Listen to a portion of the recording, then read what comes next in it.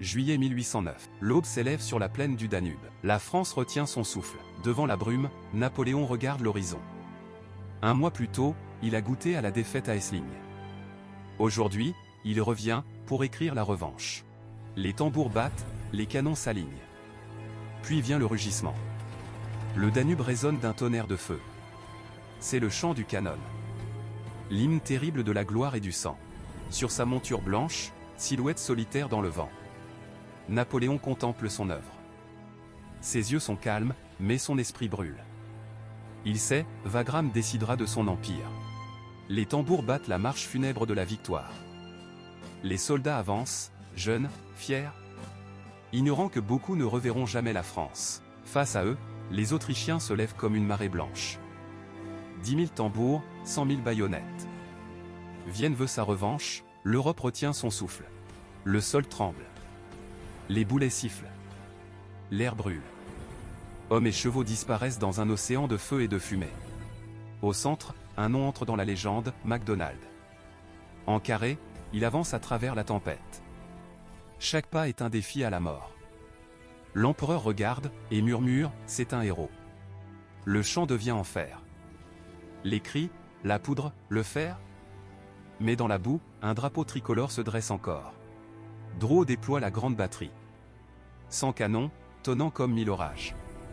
Le ciel s'embrase. Le feu français balaie la plaine. Sur le fleuve, les ponts flambent. Les eaux reflètent le brasier. La nature elle-même semble trembler sous le poids des canons. Vive l'empereur! Un cri qui traverse la fumée, plus fort que le tonnerre. Ce n'est plus une armée, c'est une foi. Napoléon baisse la longue vue. Il voit les lignes bouger, la victoire approcher. Il ferme les yeux, respire profondément. Et ordonne, frappez. Des milliers de sabres brillent sous le soleil.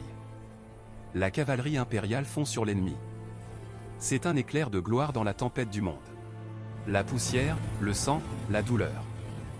Mais au cœur du chaos, un officier lève son épée et crie. Pour la France. Les canons rugissent encore. Le sol est couvert d'hommes et de rêves brisés.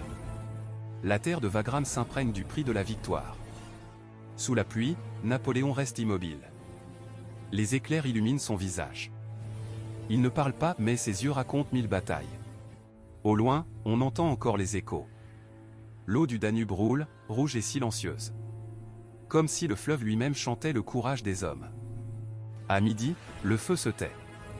Les Autrichiens battent en retraite. L'empereur lève la main. Wagram est à lui. Le soir tombe. Les survivants regardent le ciel.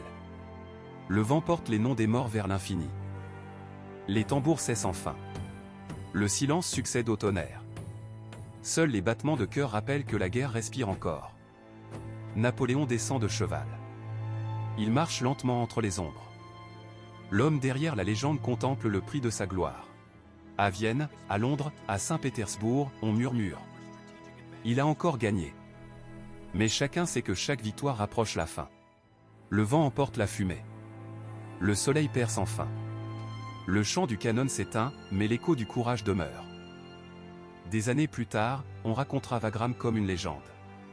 Là où le feu parlait, la gloire a chanté. Et l'écho du canon n'a jamais cessé de résonner. Si cette bataille t'a fait vibrer.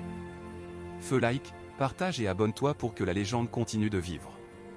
Caméra rejoins-nous pour revivre l'histoire, scène après scène. Là où les empires naissent, et les héros ne meurent jamais.